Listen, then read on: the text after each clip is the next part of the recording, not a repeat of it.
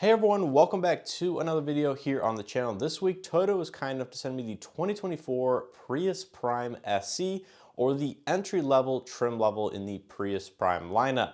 Now, over my last week with the vehicle was a very interesting experience getting to know the Prius and the Prius Prime in its latest iteration a little bit better.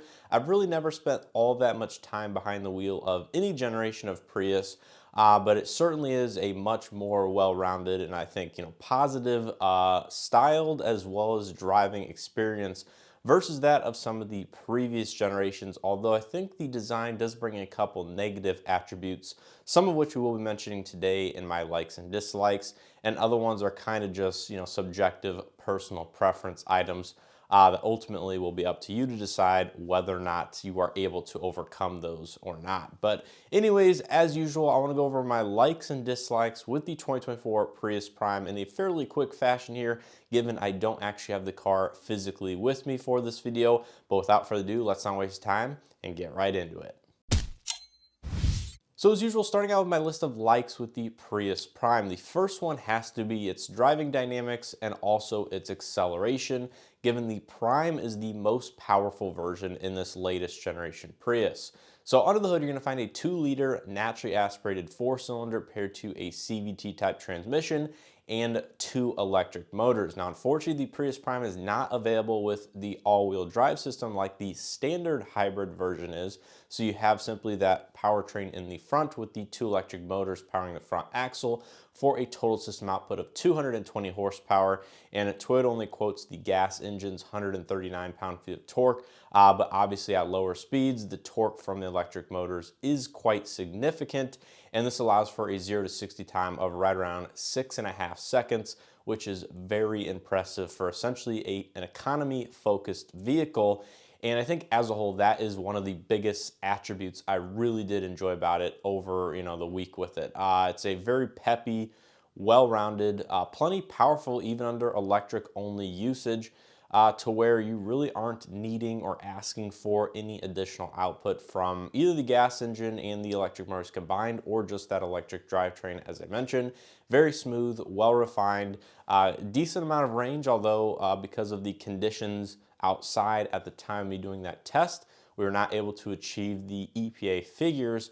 But I think all around, it's just a very nice to drive vehicle, very fuel efficient, and ultimately a fairly practical commuter or even distance type of vehicle if that ultimately is what your focus or goal is for it. But I didn't have any complaints with how the vehicle drove, and I think its performance in terms of straight line speed just adds a little bit to the fun factor.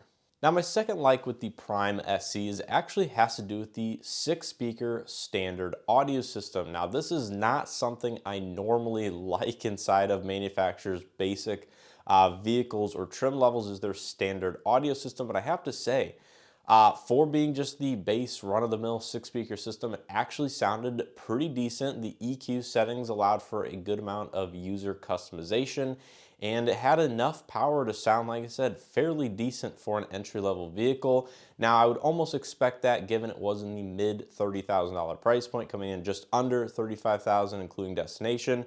So at that price, you kind of expect a decent sound system, and I'm happy to say that the Prime SE did deliver on that.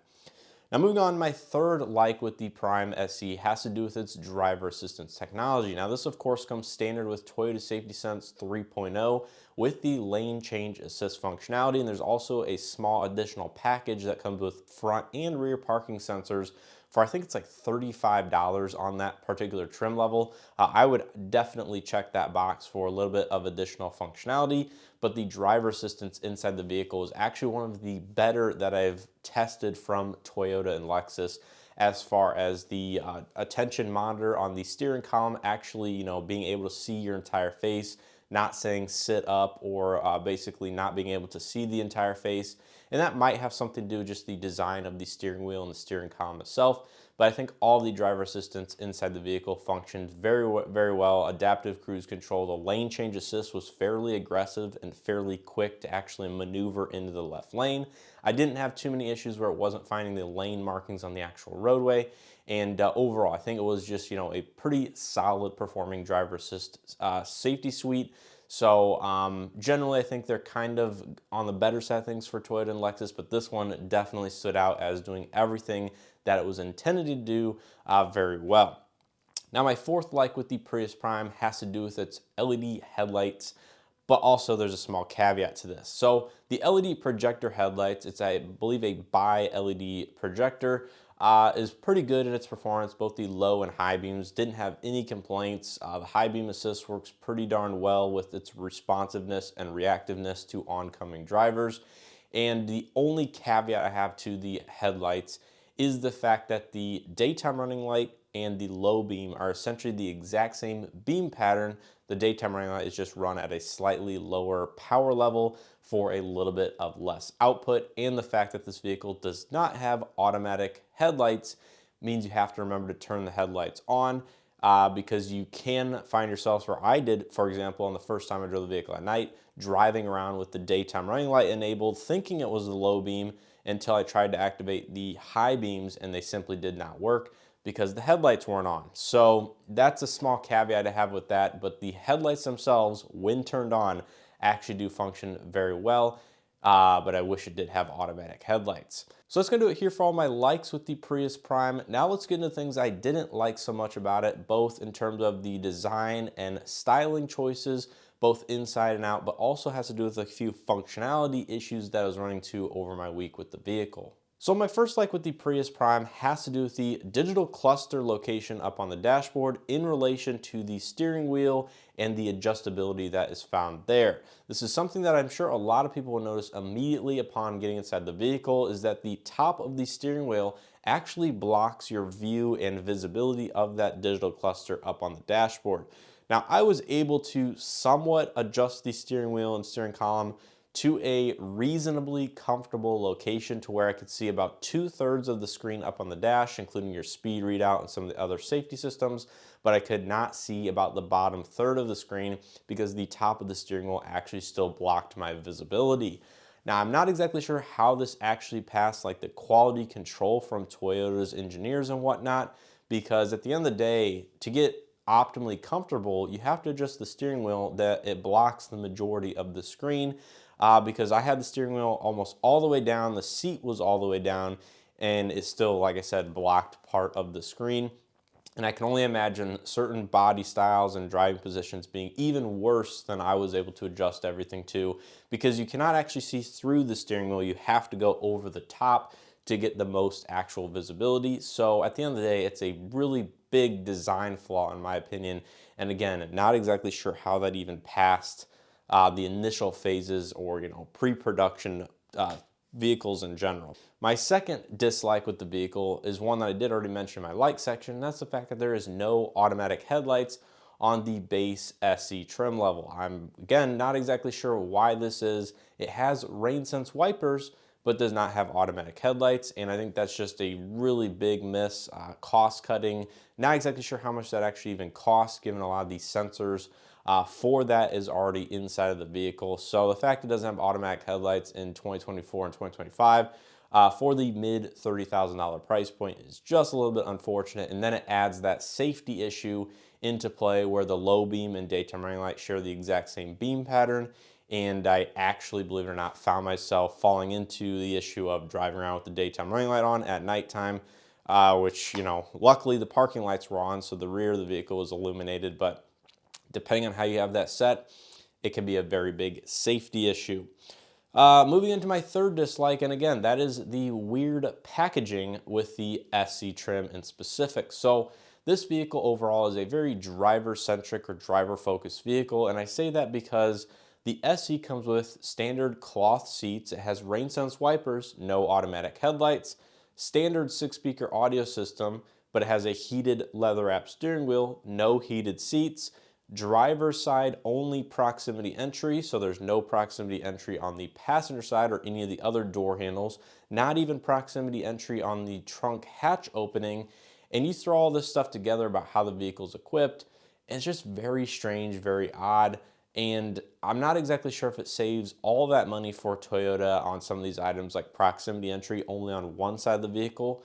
because at the end of the day, it does start to impact some of your, usefulness of the vehicle or just the overall convenience.